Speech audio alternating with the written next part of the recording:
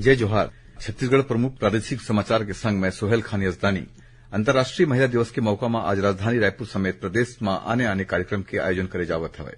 भारतीय सेना में जेसीओ और ओआर पद में भर्ती खातिर ए बेरा ऑनलाइन रजिस्ट्रेशन करे जावत है। ये online registration join India army website में होवत है।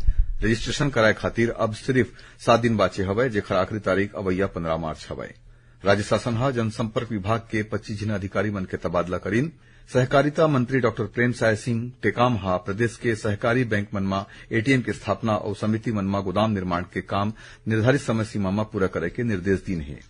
रंग प्रेम और खुशी के तिहार होरी आज प्रदेश के जम्मो जगह में पारंपरिक तरीका ले बड़ उत्साह के संग मनाए जावत है। आज बिहनिया ले लइका और युवा मन जम्मो चौक चौराहा में अवैया जवैया मनखे मन ऊपर पिचकारी और रंग गुलाल छींच के होरी के आनंद लेवत हवे। राज्यपाल विश्वभूषण हरिचंदन और मुख्यमंत्री भूपेश बघेल हा घलो आम लोगन मन ला रंग के तिहार होरी के हार्दिक बधाई और अपन शुभकामना दीन। कोरबा जिला में कटघोरा पुलासपुर रद्दा में ग्राम सुतर्रा के पास ट्रक के टक्कर ले मोटरसाइकिल सवार 3 जन लोगन मन के मौका में मौत हो गए। उन्हें 3 जन आने लोगन मन ला गंभीर चोट आए हवे।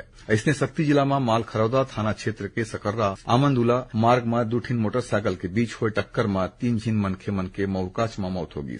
उन्हें 2 आने मनखे मन गंभीर रूप ले घायल हो गई। कांकेर जिला में आईईडी के चपेट में आए ले 1 जन ग्रामीण के मौत हो गई। और हरियाणा के पंचकुला में 10 ले 14 मार्च तक 26वीं अखिल भारतीय वन खेलकूद प्रतियोगिता के आयोजन करे जाही। एमा छत्तीसगढ़ के 200 ले ज्यादा खिलाड़ी मन भाग ली।